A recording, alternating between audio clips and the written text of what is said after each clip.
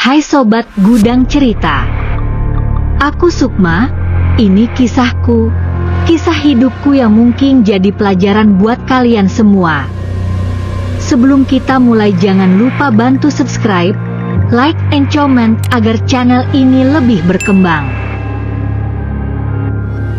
Sukma berusia 27 tahun dan tinggal di sebuah rumah sederhana di pinggir kota.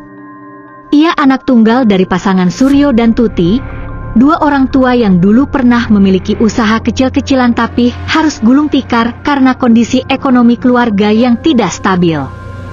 Setelah ayahnya sakit selama beberapa tahun terakhir, Sukma memutuskan untuk fokus bekerja dan menjadi tulang punggung keluarga.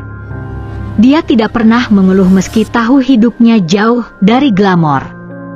Gaji sebagai marketing mobil memang tidak besar, tapi cukup untuk membayar tagihan listrik, beli obat ayahnya, dan sesekali menyisihkan uang untuk makan enak bersama keluarga. Pekerjaannya membuatnya sering bertemu banyak orang dari berbagai lapisan masyarakat. Meskipun awalnya canggung karena sifatnya yang pendiam dan polos, Sukma perlahan belajar cara berkomunikasi dengan baik. Rekan-rekannya di kantor mengenalnya sebagai orang yang ramah dan mudah diajak kerja sama. Dia tidak suka drama atau intrik kantor. Jika ada masalah, ia lebih memilih bicara langsung daripada menyimpan dendam. Karena sikapnya itu, banyak orang merasa nyaman bekerja dengannya, meskipun ada juga yang kadang memanfaatkannya karena dianggap terlalu lurus. Di luar pekerjaannya, Sukma punya hobi bermain bola voli. Olahraga ini sudah menjadi bagian dari hidupnya sejak masih kuliah dulu, meskipun akhirnya ia tidak bisa menyelesaikan studinya karena tekanan ekonomi.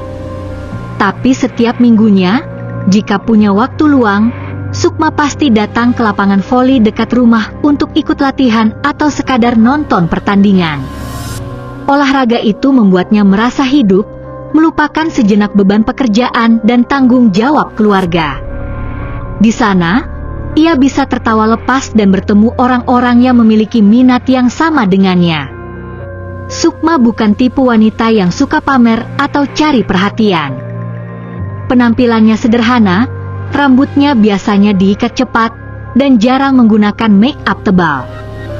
Namun, banyak orang mengatakan kalau ia punya senyum yang menenangkan. Orang tuanya sangat bangga padanya, meskipun mereka juga merasa bersalah karena Sukma harus melewatkan banyak hal demi membahagiakan mereka.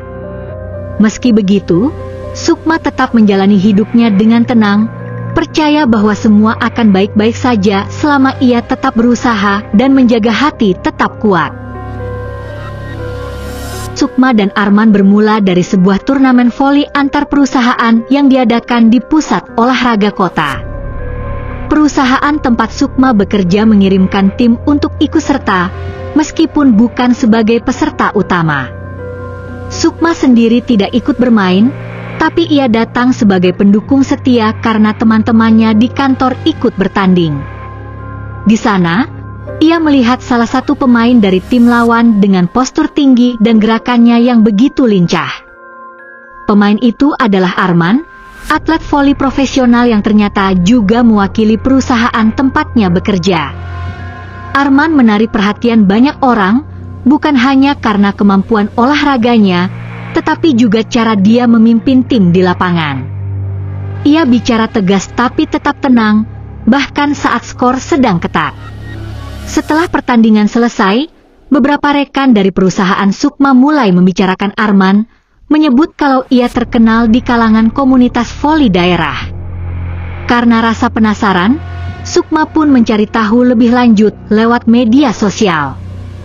Ia melihat akun Instagram Arman dan melihat foto-foto latihan, video pertandingan, dan kehidupan sehari-harinya yang terlihat cukup mapan.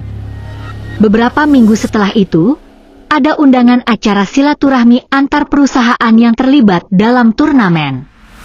Acara ini diisi dengan diskusi ringan dan sesi latihan bersama. Sukma ikut serta karena diminta oleh atasannya untuk menjaga hubungan baik dengan mitra kerja. Disinilah kesempatan kedua mereka bertemu secara langsung. Saat itu, Arman diperkenalkan sebagai pelatih tamu untuk sesi latihan singkat. Ia menyapa semua peserta dengan ramah dan sempat berbicara beberapa menit dengan Sukma saat melihat kalau ia memperhatikan teknik passing yang diajarkan. Saat berbincang, Arman tampak bisa membuat suasana nyaman. Ia tidak sombong meski sudah cukup dikenal. Mereka berbicara tentang bola voli, lalu berlanjut ke hal-hal umum seperti pekerjaan, hobi, dan pengalaman olahraga masa lalu. Sukma merasa senang bisa berbicara dengan seseorang yang memiliki minat sama dengannya. Meski awalnya canggung, percakapan mereka terasa alami. Tidak ada gombalan atau tekanan. Hanya dua orang yang saling mengenal, tanpa sadar bahwa pertemuan itu akan jadi awal dari sesuatu yang lebih dari sekadar kenalan biasa. Setelah pertemuan di acara silaturahmi itu, Sukma dan Arman mulai sering berkomunikasi. Awalnya hanya melalui pesan singkat untuk membicarakan teknik voli atau rencana latihan dadakan yang diselenggarakan di lapangan umum. Tapi lama-lama, obrolan mereka melebar ke hal-hal lain, tentang pekerjaan, keluarga, bahkan masalah sehari-hari. Sukma merasa nyaman karena Arman selalu mendengarkan dengan sabar dan memberikan pendapat yang cukup bijak. Ia belum menyadari bahwa perlahan tapi pasti, ia mulai merasa ada rasa lain selain sekadar teman. Arman sendiri tidak langsung menunjukkan niat lebih dari pertemanan. Ia tetap ramah seperti biasa, tapi ada kalanya ia mengirim pesan saat Sukma sedang lelah pulang kerja atau ketika hujan deras turun. Ia juga beberapa kali menawarkan diri untuk mengajarkan teknik voli secara pribadi. Sukma awalnya ragu karena tahu Arman sudah menikah, tapi Arman selalu bilang kalau ia hanya ingin membantu Sukma meningkatkan kemampuan olahraganya.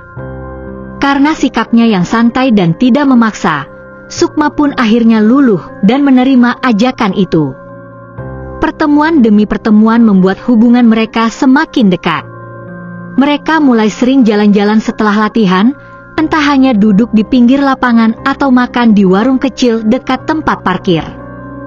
Arman bercerita tentang rumah tangganya, tapi tidak secara detail. Ia hanya bilang kalau ia dan istrinya sedang tidak harmonis, tanpa menyebut penyebabnya. Sukma tidak banyak bertanya karena merasa bukan urusannya. Yang ia rasakan saat itu hanya satu. Ia merasa dipedulikan, sesuatu yang sudah lama tidak ia dapatkan dalam hidupnya. Sampai suatu sore, saat cuaca mendung dan latihan baru saja selesai, Arman tiba-tiba memegang tangan Sukma saat mereka sedang duduk di bangku kayu di tepi lapangan. Sukma kaget, tapi tidak langsung menarik tangannya.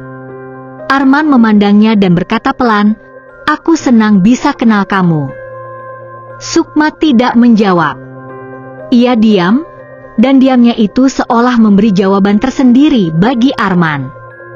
Saat itulah hubungan mereka berubah. Bukan lagi sekadar teman atau pelatih dan murid, tapi sesuatu yang mulai melampaui batas yang seharusnya tidak mereka lampaui. Setelah malam di bangku lapangan itu, pertemuan Sukma dan Arman tidak lagi hanya soal olahraga. Mereka mulai sering bertemu di luar jadwal latihan. Awalnya hanya makan malam cepat atau ngopi sebentar setelah kerja, tapi lama-lama mereka mulai masuk ke tempat-tempat yang sebelumnya tidak pernah Sukma kunjungi. Kafe malam, lounge, bahkan klub kecil yang ramai dikunjungi orang-orang berduit. Di sana, Sukma melihat sisi lain dari Arman yang berbeda dari saat mereka latihan voli. Ia lebih santai, lebih bebas, dan sepertinya sudah terbiasa hidup seperti ini. Sukma awalnya canggung. Ia tidak terbiasa dengan suasana ramai dan minuman beralkohol yang disajikan di meja. Tapi Arman selalu menjelaskan bahwa semua ini hanya cara untuk melepas penat. Bukan dosa kok cuma jalan-jalan, katanya suatu kali. Sukma tidak membantah. Ia hanya mengikuti arus. Lama-lama, ia mulai terbiasa. Ia mulai menikmati momen-momen itu meskipun kadang merasa ada bagian dirinya yang mulai bergeser. Ia tahu keluarganya tidak akan setuju jika tahu apa yang ia lakukan, tapi ia mencoba meyakinkan diri sendiri bahwa ini hanya fase sementara. Karena harus menyembunyikan hubungan mereka, Sukma pun mulai bolak-balik ke hotel. Awalnya hanya sekali, saat Arman bilang kalau istrinya sedang pergi kota. Kamar hotel itu nyaman, cukup besar, dan memberi rasa privasi yang mereka butuhkan. Tapi semakin sering mereka bertemu, semakin sering juga Sukma masuk ke tempat-tempat seperti itu. Ia mulai terbiasa memesan kamar lewat aplikasi, menggunakan nama samaran, dan memastikan tidak ada yang kenal dengannya. Semua ini dilakukan agar tidak ketahuan, tapi perlahan membuat Sukma merasa hidupnya seperti berada dalam semacam sandiwara. Yang lebih parah, Sukma mulai jarang pulang. Alasannya bermacam-macam. Ada acara teman kantor, harus lembur, atau ada pelatihan dadakan. Padahal faktanya, ia sedang bersama Arman di tengah kota atau di luar daerah. Keluarganya mulai curiga. Ibunya beberapa kali menelpon dan menanyakan apakah ia baik-baik saja. Ayahnya diam saja, tapi Sukma bisa merasakan ada kecewa setiap kali mereka bicara lewat telepon. Tapi Sukma tidak berhenti. Ia terlalu nyaman dalam hubungan ini, meski ia tahu, semakin dalam ia terbenam, semakin sulit nanti untuk kembali ke jalannya yang dulu. Suatu malam, Arman menelpon Sukma setelah mereka tidak bertemu selama beberapa hari karena jadwal kerja yang padat. Ia bilang punya waktu kosong dan ingin ketemu. Sukma awalnya ragu karena ia lelah usai seharian keliling kota menemui klien. Tapi Arman terus membujuk, katanya hanya ingin makan malam dan ngobrol santai. Karena merasa rindu juga, Sukma akhirnya setuju. Mereka janjian di sebuah hotel kecil di luar jalur utama kota. Hotel itu terlihat biasa dari luar, agak tua tapi masih layak. Sukma tidak curiga apapun saat check-in. Kamar yang mereka dapat berada di lantai 3. Petugas hotel memberi kunci dan menyebut nomor kamar 303. Arman langsung masuk duluan, sementara Sukma memperhatikan suasana sekitar. Lorong hotel cukup sepi, lampu-lampunya redup, dan bau kayu serta karpet lama sedikit menyengat. Di dalam kamar, AC berbunyi pelan, tirai tebal menutup jendela rapat-rapat. Sukma meletakkan tasnya di tempat tidur, sambil bertanya dalam hati kenapa kamar ini terasa beda dari hotel-hotel sebelumnya yang pernah mereka datangi. Malam itu, setelah makan di restoran hotel, mereka kembali ke kamar. Saat itulah Sukma mulai merasakan hal aneh. Lampu kamar kadang berkedip sendiri meski tidak ada angin atau listrik mati. Ketika ia ke kamar mandi, suara air dari shower terdengar seperti diputar secara otomatis meski tidak disentuh. Arman tertawa dan bilang itu cuma efek suara dari pipa air. Tapi Sukma tidak sepenuhnya yakin. Ia merasa seperti ada yang memperhatikan mereka dari sudut ruangan, meskipun ia tidak melihat apa-apa. Saat tidur, Sukma terbangun tengah malam karena merasa ada yang menyentuh pundaknya. Ia membuka mata dan melihat sesosok bayangan perempuan berdiri di samping tempat tidur. Rambutnya basah, bajunya putih, dan matanya menatap tajam ke arah Sukma. Ia mencoba bangunkan Arman, tapi pria itu tertidur lelap. Sukma duduk di pinggir tempat tidur, jantungnya berdebar cepat. Ia menyalakan lampu kepala ranjang, memastikan tidak ada siapa-siapa. Tapi perasaan aneh itu tidak hilang. Ia tidak tahu siapa wanita itu, tapi ia yakin sesuatu yang bukan manusia sedang ada bersama mereka di kamar itu. Setelah kejadian malam itu, Sukma tidak bisa tidur lagi. Ia duduk di tepi tempat tidur sambil memeluk lututnya. Arman masih tertidur seperti biasa, seolah tidak merasakan apa yang baru saja ia alami. Sukma terus menatap sudut kamar, takut kalau bayangan tadi akan muncul lagi. Tapi selain suara AC yang berdengung pelan, tidak ada suara lain. Ia mencoba meyakinkan dirinya sendiri bahwa itu hanya efek lelah dan imajinasi yang terlalu liar. Tapi ketika jam menunjukkan pukul 4 pagi, ia mendengar suara langkah kaki perempuan bersepatu datar berjalan pelan di luar pintu kamarnya. Saat matahari terbit, Sukma memberanikan diri bangunkan Arman. Ia ceritakan apa yang ia lihat semalam. Arman mendengarkan dengan ekspresi setengah percaya setengah tidak. Ia pikir Sukma hanya mimpi buruk atau karena tekanan pikiran. Tapi saat mereka bersiap untuk mandi, mereka melihat sesuatu yang membuat keduanya diam. Di cermin kamar mandi, ada goresan jari di atas embun yang membentuk angka 3 dan kata keluar. Mereka tidak menyentuh cermin itu sebelum tidur. Sukma langsung mengelapnya dengan tisu, seolah-olah bisa menghapus rasa takut yang mulai menjalar. Selama siang hari, mereka mencoba untuk tetap tenang. Arman bilang mereka bisa check out lebih awal dan menginap di tempat lain. Tapi begitu malam tiba, hal aneh kembali terjadi. Kali ini bukan hanya Sukma yang merasakan. Arman sedang duduk di depan televisi, tiba-tiba layar TV mati sendiri. Saat ia mencoba menghidupkannya lagi, suara perempuan tertawa kecil terdengar dari speaker. Sukma yang sedang di kamar mandi langsung keluar dan bertanya apa yang terjadi.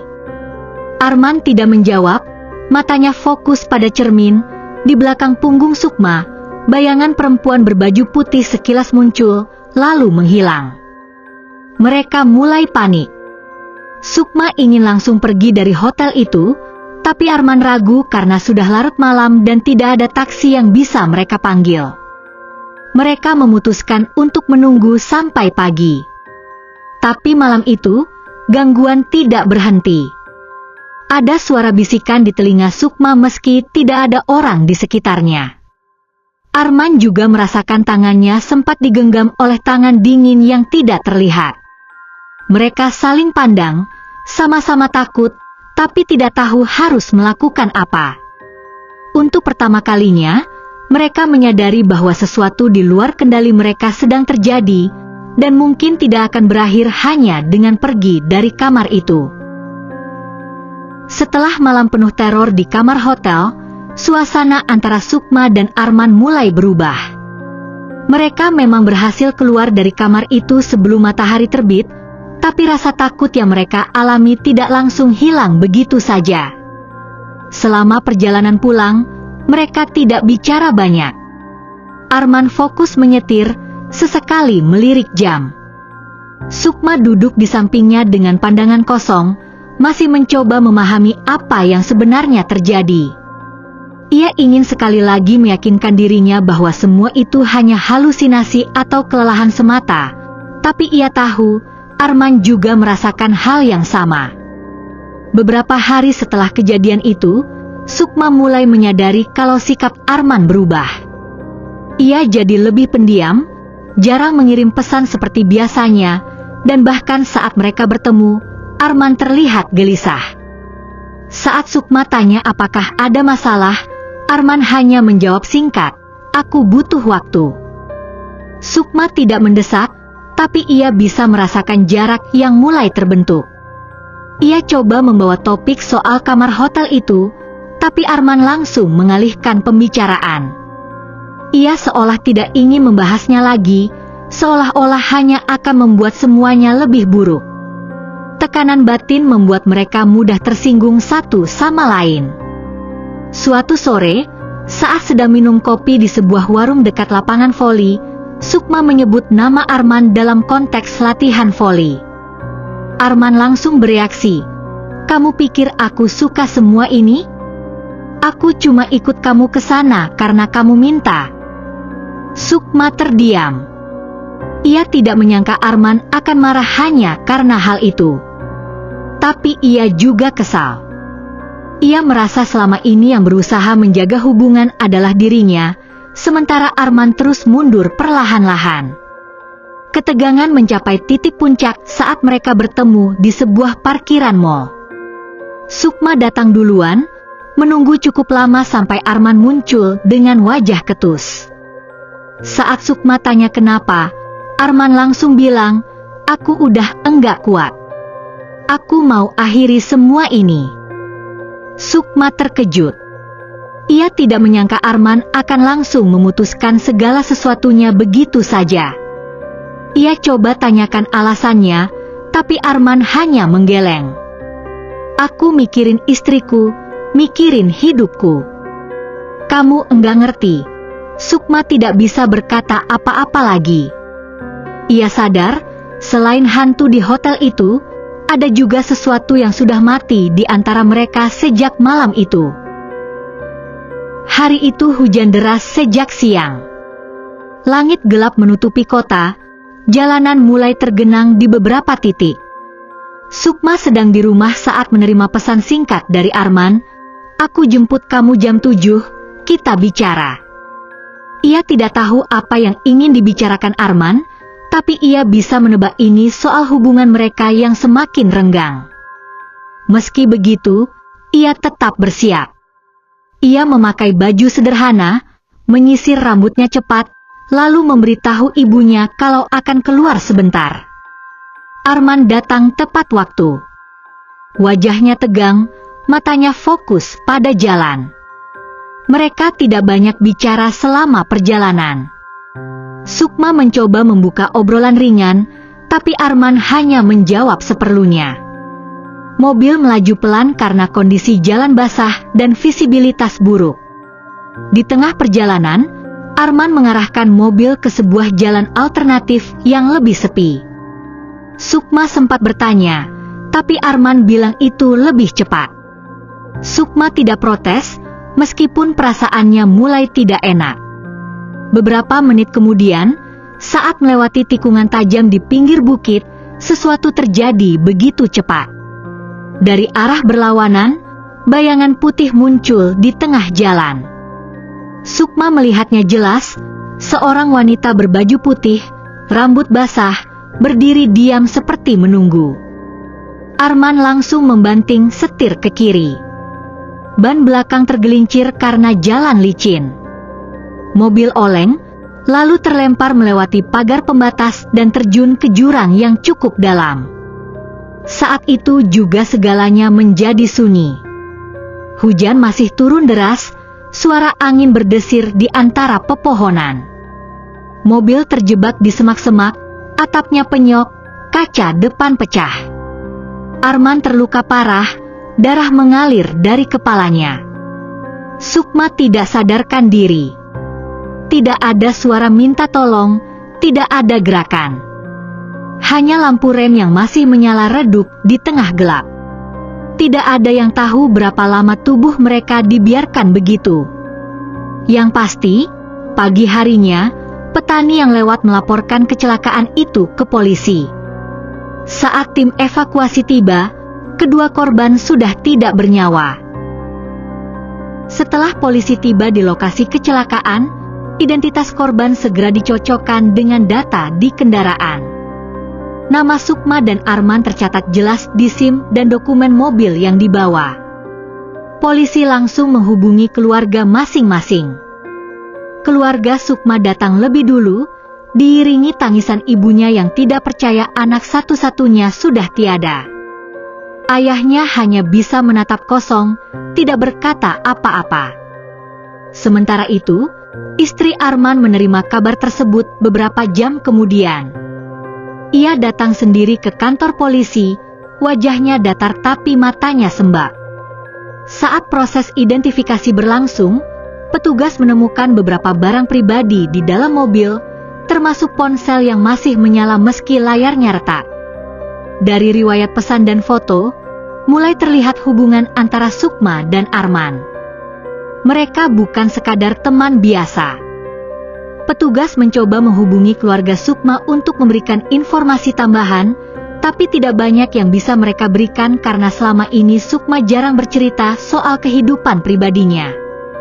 Di sisi lain, istri Arman diam-diam sudah menduga ada sesuatu sejak suaminya mulai sering pulang larut atau bahkan tidak pulang sama sekali. Kabar meninggalnya Arman dengan cepat menyebar di lingkaran teman dan tetangga. Banyak orang merasa sedih, tapi ada juga yang mulai membicarakan bagaimana ia bisa tewas bersama wanita yang bukan istrinya. Informasi tentang kecelakaan itu pun akhirnya sampai ke telinga rekan-rekan kerja Sukma. Beberapa dari mereka mulai curiga, lalu mencari tahu lebih lanjut. Saat salah seorang teman lama Sukma bertemu keluarganya, ia perlahan membuka cerita bahwa Sukma memang belakangan sering bolak-balik ke hotel dan jarang pulang. Semua itu membuat keluarga Sukma mulai menyadari bahwa selama ini mereka tidak benar-benar tahu apa yang sedang dialami putri mereka. Dalam proses pemakaman, keluarga Sukma dan keluarga Arman tidak saling bertemu. Mereka sepakat tidak membahas hal-hal pribadi di depan umum, tapi rasa malu dan kekecewaan jelas terasa. Istri Arman menjalani pemakaman suaminya dengan tenang, meskipun hatinya hancur. Di tempat lain, keluarga Sukma harus menerima fakta bahwa Sukma tidak hanya meninggalkan kenangan baik, tapi juga rahasia besar yang tidak sempat mereka ketahui saat ia masih hidup. Perselingkuhan itu akhirnya terbongkar, tapi sayangnya, semua terjadi setelah nyawa mereka hilang. Setelah pemakaman selesai, kehidupan keluarga Sukma dan istri Arman kembali berjalan seperti biasa, meskipun perlahan. Rumah duka sudah tidak ramai lagi, bunga di pusara mulai layu, tapi luka di hati masih terasa. Keluarga Sukma mencoba menerima kenyataan bahwa Sukma telah pergi selamanya.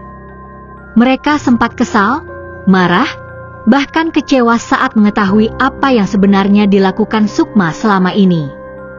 Tapi setelah beberapa waktu, mereka memilih untuk mendoakan yang terbaik, berharap Sukma mendapat ampunan dari Yang Maha Kuasa. Istri Arman tidak banyak bicara kepada orang luar. Ia menjaga diri agar tetap kuat untuk anaknya yang masih kecil. Saat ada tetangga atau kerabat yang bertanya, ia hanya menjawab singkat dan sopan. Dalam hati, ia tahu suaminya bukan orang jahat, tapi ia juga tidak bisa mengabaikan fakta bahwa Arman telah menyakitinya. Ia sempat menangis sendirian di malam hari, membaca doa untuk arwah Arman, sambil berusaha melepaskan rasa sakit yang sempat mengisi hatinya. Kabar meninggalnya Sukma dan Arman menyebar cukup luas di lingkungan mereka. Banyak orang yang membicarakan bagaimana hubungan gelap itu berakhir dalam tragedi. Ada yang melihatnya sebagai pelajaran hidup, ada juga yang menjadikannya bahan pembicaraan sesaat. Di kalangan teman-teman Sukma, ada yang mulai lebih berhati-hati dalam menjalin hubungan. Di tempat latihan voli, nama Arman jarang disebut lagi karena rekan-rekan satu timnya tidak ingin membuka luka lama. Yang tersisa dari Sukma dan Arman hanyalah kenangan, foto lama, dan cerita yang diceritakan secara lisan. Mereka berdua mungkin punya niat baik di awal, tapi salah langkah dan memilih jalan yang membuat mereka kehilangan segalanya. Kisah mereka menjadi peringatan bagi banyak orang, bahwa hubungan yang dibangun atas dasar kesepakatan diam-diam, tanpa kejujuran dan batasan, pada akhirnya bisa membawa konsekuensi yang tidak terduga. Dan sekalipun kita bisa lari dari pandangan orang, kita tidak akan pernah bisa lari dari konsekuensi perbuatan kita sendiri. Beberapa bulan setelah kecelakaan itu, kehidupan orang-orang di sekitar mereka perlahan kembali normal. Nama Sukma dan Arman mulai jarang disebut. Foto-foto mereka di media sosial satu persatu dihapus atau diarsipkan. Keluarga Sukma berusaha menjalani hari-hari dengan kesedihan yang perlahan memudar, meski luka karena rasa kecewa masih terasa. Istri Arman fokus pada anaknya, mencoba bangkit dan tidak terjebak dalam rasa sakit hati yang sama. Tidak ada upacara besar atau tugu khusus untuk mereka berdua, Hanya doa diam-diam di tengah malam dan kenangan yang tersisa di hati orang-orang yang pernah dekat. Kisah Sukma dan Arman bukanlah cerita tentang cinta yang salah tempat, tapi lebih tentang manusia yang membuat pilihan yang mereka kira bisa mereka kendalikan. Tapi nyatanya, hidup tidak selalu memberi kesempatan kedua. Mereka ingin menjalani hubungan secara sembunyi-sembunyi, tanpa menyadari bahwa semua rahasia pasti punya cara untuk terbongkar. Pesan yang tersisa bukan hanya soal akhir yang tragis, tapi juga peringatan. Jangan abaikan nilai yang kita pegang demi sesaat kenikmatan, karena konsekuensinya bisa lebih besar dari apa yang kita bayangkan.